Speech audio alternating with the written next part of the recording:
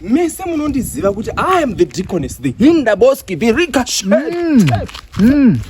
Wozana? Yes. Right. Handisi kuda kupinda 2023 nechigumbu.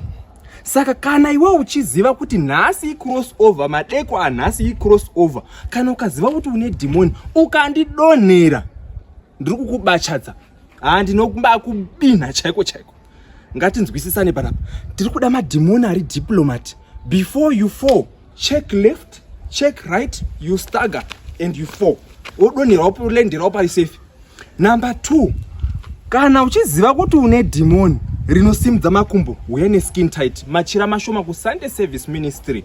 Hatina machira ekukuputira nawo. The only option iripo kukubina kusvika razorora.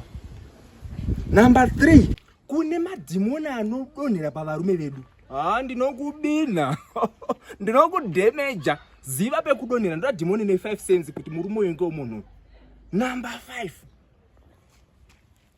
ndoda demon rinoenda. Unotipedzera nguva, tine vamwe vari kuda kubudiswa, wada kudhirivhara.